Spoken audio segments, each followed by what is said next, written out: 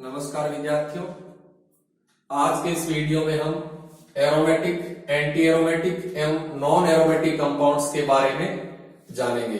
तो सबसे पहले हम एरोमेटिक कंपाउंड्स के बारे में जानते हैं।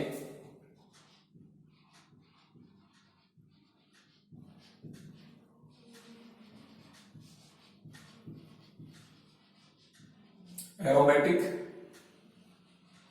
कंपाउंड्स, तो देखिए एरोमेटिक कंपाउंड्स क्या होते हैं। ऐसे ऑर्गेनिक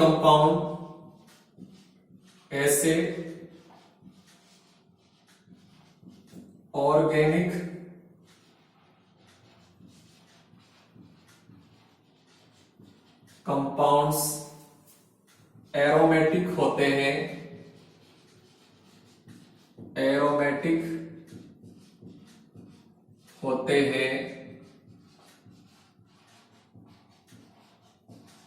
जिनमें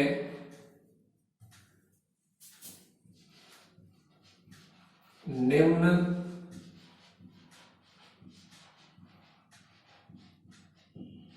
प्रॉपर्टीज यानी निम्न गुणधर्म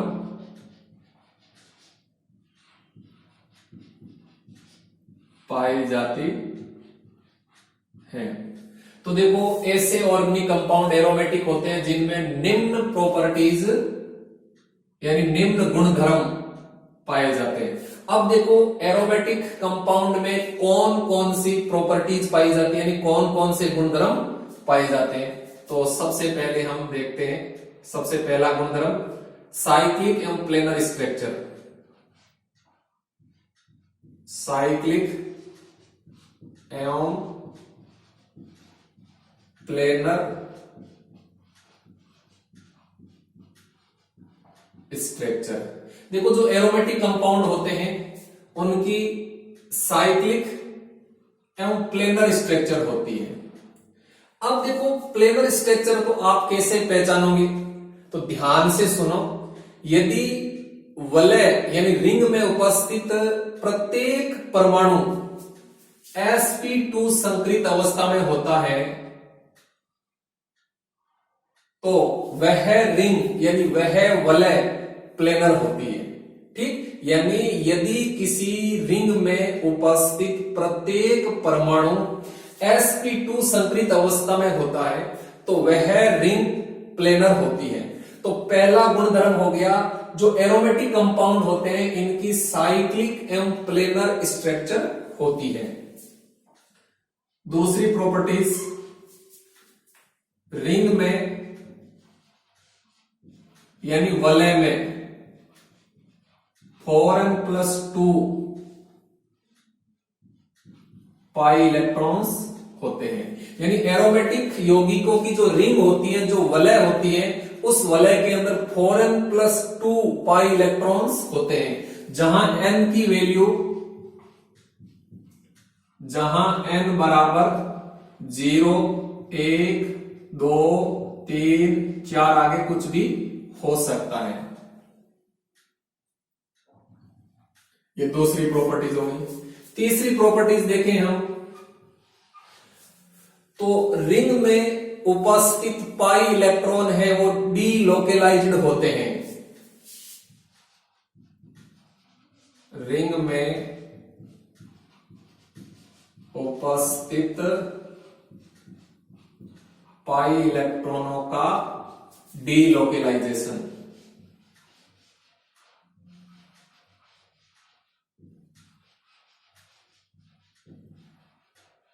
यानी जो एरोमेटिक कंपाउंड की जो रिंग होती है, रिंग के अंदर जो पाई इलेक्ट्रॉन होते हैं वे पाई इलेक्ट्रॉन डीलोकेलाइज्ड होते हैं। यानी पाई इलेक्ट्रॉन है वो विस्थानीकृत होते हैं, अर्थात जो पाई इलेक्ट्रॉन है वो निरंतर वलय के अंदर घूमते रहते हैं। ठीक, तो रिंग में उपस्थित पाई इलेक्ट्रॉनों का डीलोकेलाइजेशन। ध्यान से सुनो, यदि किसी ऑर्गेनिक कंपाउंड में ये 3 प्रॉपर्टीज हैं तो वह ऑर्गेनिक कंपाउंड सदैव एरोमेटिक होगा। साइक्लिक एवं प्लेनर स्ट्रक्चर, रिंग में 4n+2 पाई इलेक्ट्रॉन्स और पाई इलेक्ट्रॉनों का डीलोकेलाइजेशन। अगर ये तीनों गुणधर्म है किसी ऑर्गेनिक कंपाउंड में तो वह ऑर्गेनिक कंपाउंड सदैव एरोमेटिक होगा। ठीक। अब इन 3 प्रॉपर्टीज के अलावा एरोमेटिक कंपाउंड में और भी प्रॉपर्टीज होती है, जैसे देखो नंबर 4, कजली ज्वाला के साथ जलना। कजली ज्वाला के साथ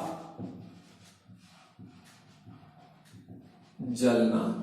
एरोमेटिक कंपाउंड कजली ज्वाला के साथ जलते हैं क्योंकि एरोमेटिक कंपाउंड में कार्बन की प्रतिशत मात्रा अपेक्षाकृत अधिक होती है, इसीलिए एरोमेटिक कंपाउंड कजली ज्वाला के साथ जलते हैं। नंबर 5, इनकी दहन उष्मा, इनकी दहन उष्मा एवं हाइड्रोजनीकरण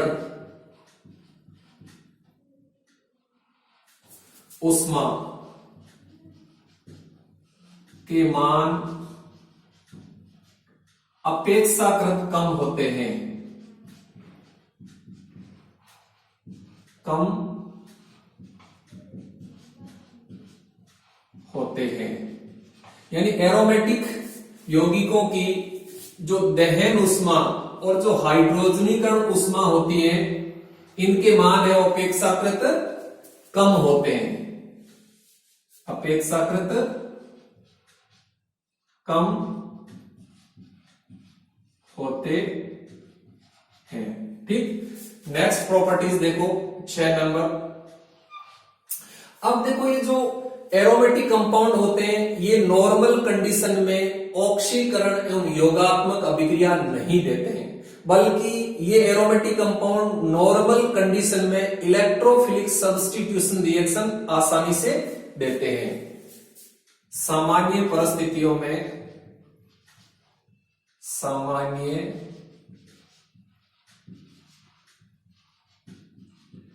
परिस्थितियों में ऑक्सीकरण,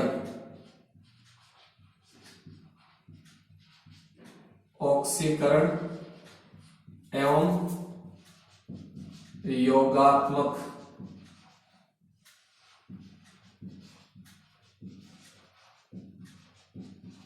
अभिक्रियाएं नहीं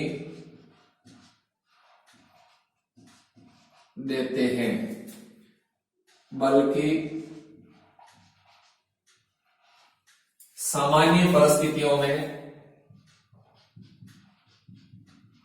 सामान्य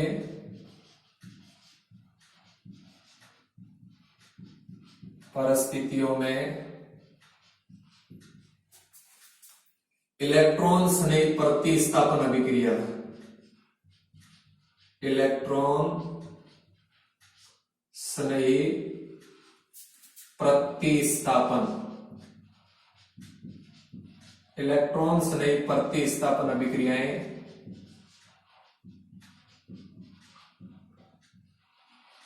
आसानी से देते हैं, आसानी से देते हैं। तो देखो 6 नंबर प्रॉपर्टीज मैंने आपको क्या बताया है कि जो ये एरोमेटिक कंपाउंड होते हैं, ये नॉर्मल कंडीशन में ऑक्सीकरण एवं योगात्मक अभिक्रिया नहीं देते हैं, बल्कि ये यौगिक नॉर्मल कंडीशन में इलेक्ट्रोफिलिक सब्स्टिट्यूशन रिएक्शन यानी इलेक्ट्रॉन स्नेह प्रतिस्थापन अभिक्रियाएं आसानी से देते हैं। तो यहां से कई बार कंपटीशन में क्वेश्चन आता है कि एरोमेटिक यौगिकों की अभिलाक्षणिक अभिक्रियाएं कौन सी होती हैं। तो जो एरोमेटिक कंपाउंड होते हैं, इनकी अभिलाक्षणिक अभिक्रियाएं होती हैं इलेक्ट्रॉन स्नेह प्रतिस्थापन अभिक्रियाएं। ठीक, अच्छी तरह से याद रखना इस बात को। नेक्स्ट प्रॉपर्टीज देखें 7 नंबर। तो देखो ये जो एरोमेटिक कंपाउंड है, ये एरोमेटिक कंपाउंड अत्यधिक अनसेचुरेटेड होते हुए भी असंतृप्तता का परीक्षण नहीं देते हैं। पर्याप्त रूप से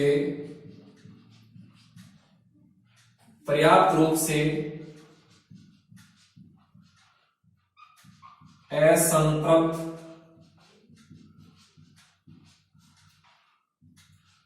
होते हुए भी पर्याप्त रूप से अनसेचुरेटेड यानी असंतृप्त होते हुए भी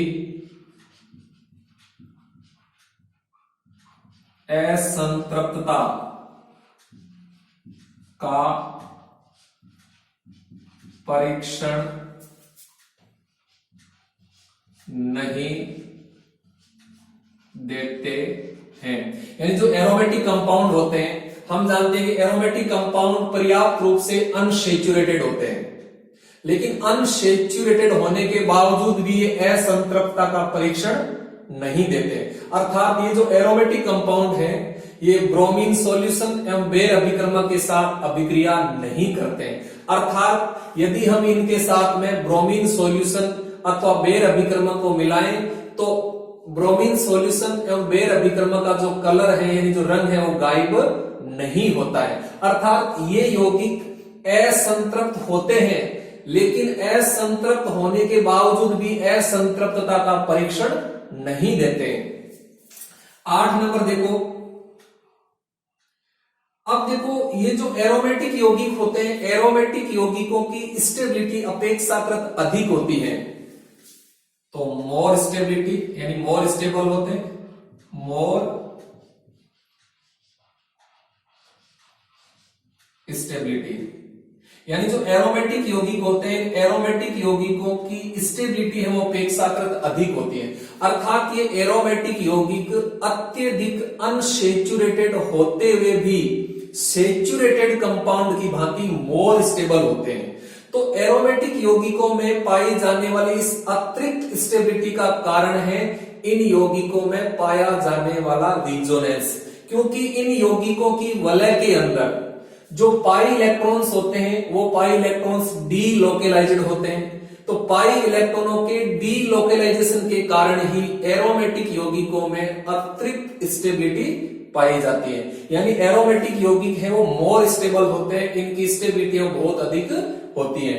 तो इस प्रकार से जो एरोमेटिक कंपाउंड होते हैं उन एरोमेटिक कंपाउंड्स के अंदर ये प्रॉपर्टीज पाई जाती हैं। तो इन प्रॉपर्टीज को हम सम्मिलित रूप से एरोमेटिसिटी कहते हैं। क्या कहते हैं? एरोमेटिसिटी कहते हैं। तो अच्छी तरह से याद रखना, एरोमेटिसिटी।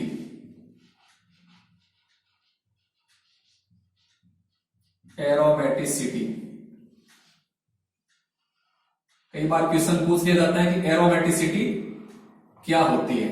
यानी एरोमेटिक यौगिकों के अंदर जो प्रॉपर्टीज पाई जाती हैं उन प्रॉपर्टीज को सम्मिलित रूप से हम एरोमेटिसिटी कहते हैं। यानी यहां पे देखा एरोमेटिक यौगिकों के अंदर 8 प्रकार की जो प्रॉपर्टीज होती हैं, इन प्रॉपर्टीज को हम सम्मिलित रूप से क्या कहते हैं? एरोमेटिसिटी। यानी एरोमेटिक यौगिकों में पाए जाने वाले गुण धर्मों को हम सम्मिलित रूप से एरोमेटिकता यानी एरोमेटिसिटी कहते हैं। ठीक, नेक्स्ट 9 नंबर की बात करें हम, तो ये जो एरोमेटिक कंपाउंड होते हैं ये मुख्यतः 2 प्रकार के होते हैं। कितने प्रकार के होते हैं? 2 प्रकार के होते हैं।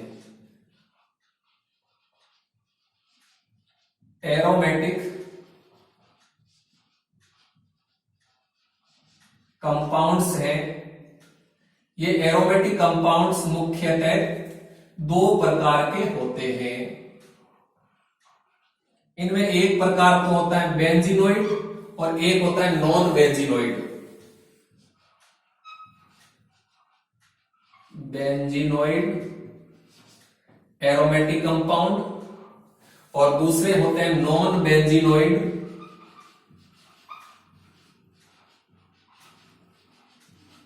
Non benzenoid. ठीक, यानी एरोमेटिक कंपाउंड है ये मुख्यतः 2 प्रकार के होते हैं, बेंजीनोइड और नॉन बेंजीनोइड। अब देखो बेंजीनोइड एरोमेटिक कंपाउंड कौन से होते हैं और नॉन बेंजीनोइड एरोमेटिक कंपाउंड कौन से होते हैं। देखो तो देखो बेंजीनोइड एरोमेटिक कंपाउंड ऐसे एरोमेटिक कंपाउंड होते हैं जिनके अंदर बेंजीन रिंग यानी बेंजीन वलय पाई जाती है। जैसे हम देखो एग्जांपल की बात करें तो बेंजीन खुद है ये तो ठीक, और देखें हम तो नेप्थलीन,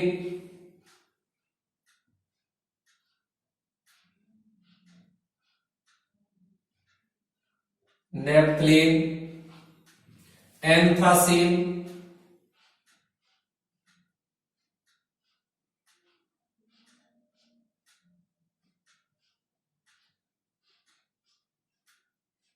एंथ्रासीन, और देखें तो फिनोल,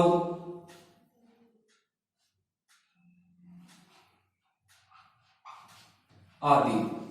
इसके अलावा और भी बहुत सारे बेंजीनोइड एरोमेटिक कंपाउंड होते हैं, यानी जिन एरोमेटिक कंपाउंड में बेंजीन वलय पाई जाती है उन्हें हम बेंजीनोइड एरोमेटिक कंपाउंड कहते हैं। अब देखो नॉन बेंजीनोइड एरोमेटिक कंपाउंड कौन से होते हैं, यानी ऐसे एरोमेटिक कंपाउंड जिनके अंदर बेंजीन रिंग यानी बेंजीन वलय नहीं पाई जाती है उन्हें हम नॉन बेंजीनोइड एरोमेटिक कंपाउंड कहते हैं। जैसे देखो हम एग्जांपल की बात करें तो पायरोल,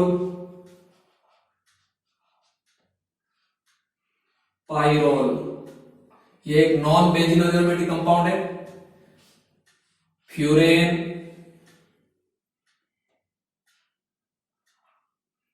ये फ्यूरेन है।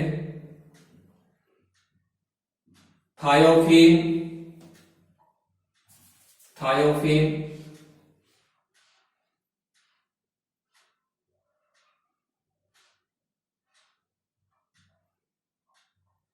Pyridine,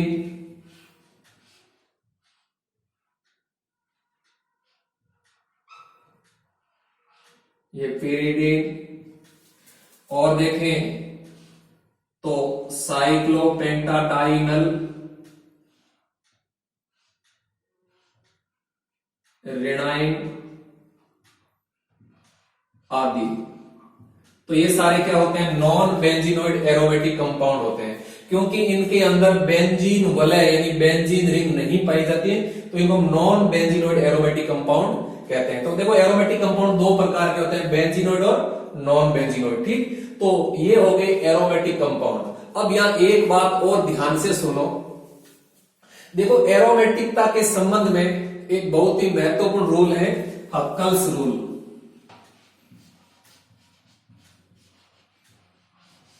Huckel's rule. अब देखो हक्कल्स रूल क्या होता है। हक्कल एक वैज्ञानिक का नाम है।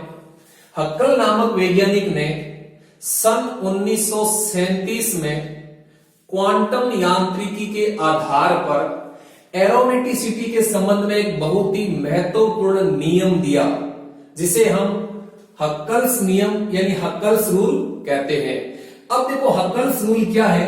हक्कल्स रूल के अनुसार ऐसे ऑर्गेनिक कंपाउंड एरोमेटिक होते हैं जिनकी साइक्लिक एवं प्लेनर स्ट्रक्चर होती है, रिंग में 4n+2 पाई इलेक्ट्रॉन्स होते हैं और रिंग में उपस्थित पाई इलेक्ट्रॉनों का डीलोकेलाइजेशन होता है। यानी हक्कल्स रूल के अनुसार ऐसे ऑर्गेनिक कंपाउंड एरोमेटिक होते हैं जिनमें निम्न प्रॉपर्टीज पाई जाती है। Number 1, cyclic and planar structure, ring में 4n+2 पाई इलेक्ट्रॉन्स और रिंग में उपस्थित पाई इलेक्ट्रॉनों का डीलोकेलाइजेशन। तो अगर किसी ऑर्गेनिक कंपाउंड में ये तीन प्रॉपर्टीज हैं यानी ये तीन गुण धर्म हैं, तो ऐसे ऑर्गेनिक कंपाउंड सदैव एरोमेटिक होते हैं। यही हक्कल्स रूल है, जिसे हम 4n+2 पाई इलेक्ट्रॉन्स नियम भी कहते हैं। ठीक, यानी कहने का अर्थ जिन ऑर्गेनिक कंपाउंड में अर्थात जो ऑर्गेनिक कंपाउंड्स हक्कल्स रूल का पालन करते हैं वे ऑर्गेनिक कंपाउंड एरोमेटिक होते हैं। ठीक, तो यहां देखो एरोमेटिसिटी क्या होती है और हक्कल्स रूल क्या है, इसको भी अच्छी तरह से ध्यान में रखना है। ठीक, तो ये हो गया aromatic compound.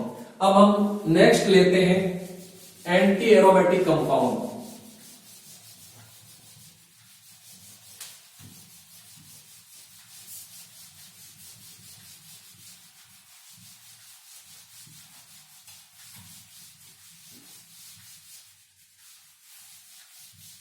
Anti aromatic compound.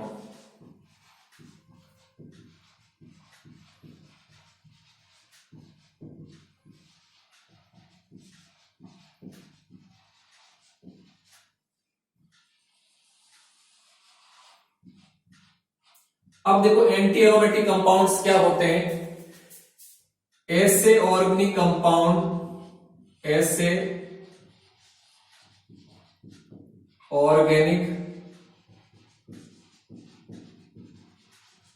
Compounds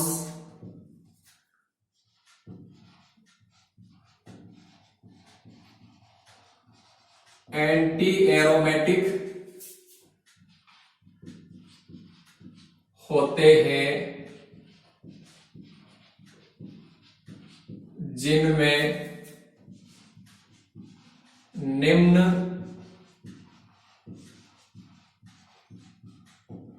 properties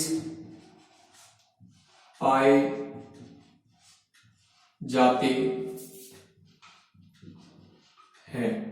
अब देखो, ऐसे ऑर्गेनिक कंपाउंड एंटी एरोमेटिक होते हैं जिनमें निम्न प्रॉपर्टीज पाई जाती हैं। तो देखो, नंबर 1 साइक्लिक एवं प्लेनर स्ट्रक्चर, साइक्लिक एवं प्लेनर स्ट्रक्चर, साइक्लिक एवं प्लेनर स्ट्रक्चर। दूसरी प्रॉपर्टीज, वलय में यानी रिंग में 4n पाई इलेक्ट्रॉन, ये ध्यान रखना, रिंग में 4n पाई इलेक्ट्रॉन उपस्थित।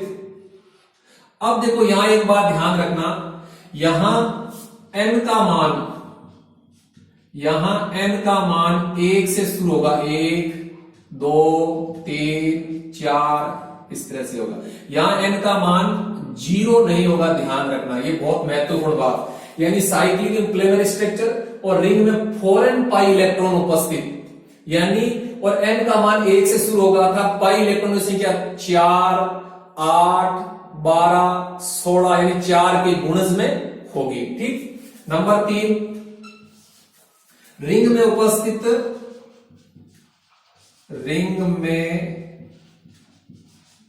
उपस्थित पाई इलेक्ट्रॉन का डीलोकेलाइजेशन,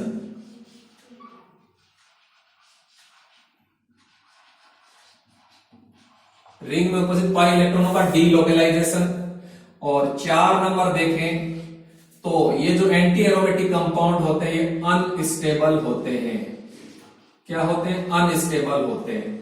ठीक। तो जिन ऑर्गेनिक कंपाउंड के अंदर ये प्रॉपर्टीज पाई जाती हैं वे ऑर्गेनिक कंपाउंड एंटी एरोमेटिक होते हैं। Cyclic and planar structure, ring में 4n पाई इलेक्ट्रॉन उपस्थित, रिंग में उपस्थित पाई इलेक्ट्रॉन का डीलोकेलाइजेशन, यानी डीलोकेलाइजेशन का अर्थ होता है विस्थानीकरण, यानी इनके अंदर जो रिंग के अंदर जो पाई इलेक्ट्रॉन है वो विस्थानीकृत होता है, डीलोकेलाइजेशन होता है और अनस्टेबल होते हैं। अब यहां एक बात अच्छी तरह से नोट करना कि जो एरोमेटिक कंपाउंड होते हैं, एरोमेटिक कंपाउंड के अंदर ये प्रॉपर्टीज पाई जाती है और ये प्रॉपर्टीज भी पाई जाती है। ठीक। लेकिन ये जो दो प्रॉपर्टीज है ये एरोमेटिक कंपाउंड से भिन्न है। देखो यहां क्या था एरोमेटिक कंपाउंड में कि एरोमेटिक कंपाउंड के में 4n+2 पाई इलेक्ट्रॉन्स पाए जाते हैं, जबकि यहां 4n पाई इलेक्ट्रॉन्स पाए जाते हैं। दूसरा, यहां हमने देखा कि जो एरोमेटिक कंपाउंड है वो मोर स्टेबल होते हैं, लेकिन एंटी एरोमेटिक कंपाउंड अनस्टेबल होते हैं। ठीक। अब हम यहां एग्जांपल की बात करें कि एंटी एरोमेटिक कंपाउंड के एग्जांपल देखें। एग्जांपल्स तो देखो इनके बहुत सारे एग्जांपल्स हो सकते हैं, जैसे मैं आपको यहां 1-2 एग्जांपल बताता हूं। देखो, साइक्लोप्रोपिनिल रेनाइन, साइक्लोप्रोपिनिल रेनाइन। देखो यह एक एंटी एरोमेटिक कंपाउंड है, साइक्लिक प्लेनर स्ट्रक्चर है और रिंग में देखो पाई इलेक्ट्रॉन कितने, 2 4 पाई इलेक्ट्रॉन है और पाई इलेक्ट्रॉन का डीलोकेलाइजेशन है और ये अनस्टेबल है। और एग्जांपल देखें तो साइक्लोब्यूटाडाइइन, साइक्लोब्यूटाडाइइन ये भी एंटी एरोमेटिक कंपाउंड होता है। और एग्जांपल देखें तो साइक्लोपेंटाडाइनल धनाइन ये भी एंटी एरोमेटिक कंपाउंड होता है, ETC। इसके अलावा और भी बहुत सारे एंटी एरोमेटिक कंपाउंड होते हैं, यानी जिन ऑर्गेनिक कंपाउंड के अंदर ये प्रॉपर्टीज पाई जाती हैं वे ऑर्गेनिक कंपाउंड एंटी एरोमेटिक होते हैं। जैसे देखो मैंने यहाँ आपको 3 उदाहरण बताए, इनके अलावा और भी बहुत सारे एग्जांपल्स हो सकते हैं एंटी एरोमेटिक कंपाउंड के। यानी एंटी एरोमेटिक कंपाउंड के 3 एग्जांपल तो मैंने आपको यहाँ बताए, इनके अलावा और भी एंटी एरोमेटिक कंपाउंड के बहुत सारे एग्जांपल होते हैं। ठीक, तो ये हो गया एंटी एरोमेटिक कंपाउंड्स। नेक्स्ट देखो नॉन एरोमेटिक कंपाउंड।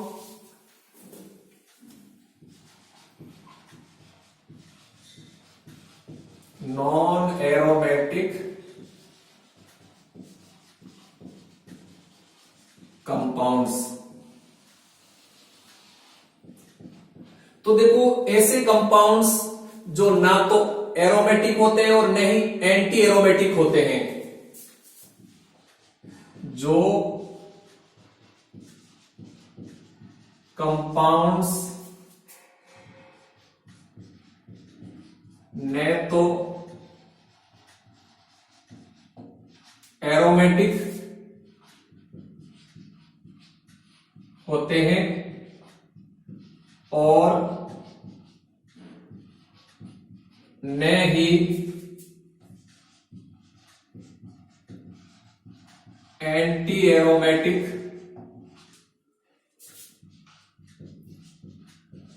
होते हैं, वे नॉन एरोमेटिक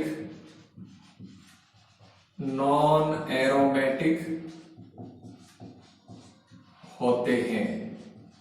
यानी ऐसे कंपाउंड जो ना तो एरोमेटिक होते हैं और न ही एंटी एरोमेटिक होते हैं, वे कंपाउंड नॉन एरोमेटिक होते हैं। ठीक, अब देखो ये जो नॉन एरोमेटिक कंपाउंड है ये चक्रीय अथवा अचक्रीय हो सकते हैं।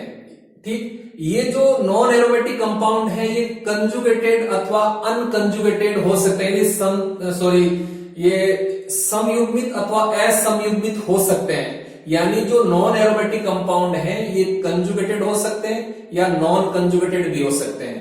ये नॉन एरोमेटिक कंपाउंड प्लेनर हो सकते हैं अथवा नॉन प्लेनर भी हो सकते हैं। ये नॉन एरोमेटिक कंपाउंड सैचुरेटेड हो सकते हैं अथवा अनसैचुरेटेड भी हो सकते हैं। तो दोबारा सुनिए कि ऐसे कंपाउंड जो ना तो एरोमेटिक होते हैं न ही एंटी एरोमेटिक होते हैं, उन्हें नॉन एरोमेटिक कंपाउंड कहते हैं। अब देखो जो नॉन एरोमेटिक कंपाउंड है ये प्लेनर अथवा नॉन प्लेनर हो सकते हैं, ये चक्रीय अथवा अचक्रीय हो सकते हैं, ये कंजुगेटेड अथवा नॉन कंजुगेटेड हो सकते हैं, ये संतृप्त अथवा असंतृप्त हो सकते हैं नॉन एरोमेटिक कंपाउंड। अब देखो यहां हम एग्जाम्पल की बात करें, इनके उदाहरण की बात करें, एग्जाम्पल्स, तो इनके बहुत सारे एग्जाम्पल्स होते हैं। जैसे देखो मैं एग्जाम्पल दे रहा हूं, साइक्लोप्रोपीन। साइक्लोप्रोपीन ये एक नॉन एरोमेटिक कंपाउंड है। साइक्लोपेंटाडाइन ये भी एक नॉन एरोमेटिक कंपाउंड है। और देखें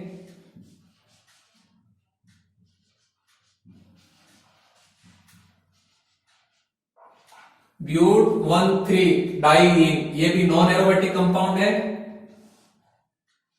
साइक्लोप्रोपेन ये भी नॉन एरोमेटिक कंपाउंड है आदि। इनके अलावा और भी बहुत सारे नॉन एरोमेटिक कंपाउंड होते हैं। तो ये हो गया नॉन एरोमेटिक कंपाउंड। अब देखो ये जो 3 प्रकार के कंपाउंड्स होते हैं, एरोमेटिक, एंटी एरोमेटिक एवं नॉन एरोमेटिक, यदि हम इनका स्टेबिलिटी ऑर्डर देखें, यदि हम इनका स्टेबिलिटी ऑर्डर देखें तीनों का, तो जो एरोमेटिक कंपाउंड होते हैं उनकी स्टेबिलिटी सबसे अधिक होती है। एरोमेटिक कंपाउंड की स्टेबिलिटी सबसे अधिक होती है, इनसे कम होती है नॉन एरोमेटिक कंपाउंड की, नॉन एरोमेटिक कंपाउंड की, और सबसे कम स्टेबिलिटी होती है एंटी एरोमेटिक कंपाउंड की, एंटी एरोमेटिक। तो ये इनका स्टेबिलिटी ऑर्डर होता है तीनों प्रकार के ऑर्गेनिक कंपाउंड का, अच्छी तरह से ध्यान रखना। अब आप असाइनमेंट के रूप में 3 क्वेश्चन नोट कीजिए। पहला क्वेश्चन लिखिए आप, हक्कल रूल क्या है, उदाहरण सहित समझाइए। दोबारा सुनिए, हक्कल्स रूल क्या है, एक उदाहरण देकर समझाइए। नंबर 2, दूसरा क्वेश्चन लिखिए, एरोमेटिकता पर टिप्पणी लिखो। दूसरा क्वेश्चन है, एरोमेटिकता पर टिप्पणी लिखो। नंबर 3, तीसरा क्वेश्चन लिखिए, निम्न यौगिकों में से एरोमेटिक, एंटी एरोमेटिक एवं नॉन एरोमेटिक यौगिकों को अलग अलग करके लिखिए। तो देखो, आपको जो तीसरा क्वेश्चन है उसमें मैं आपको कुछ कंपाउंड दे रहा हूं, आपको उनको अलग अलग करके लिखना है। तो एक तो ये लिख लीजिए,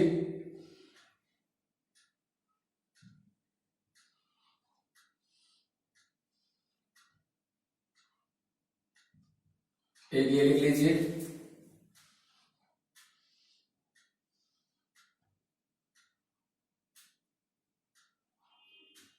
एक ये लिख लीजिए,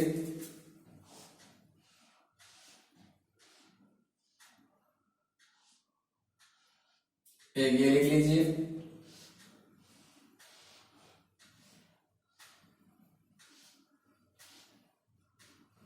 एक ये लिख लीजिए,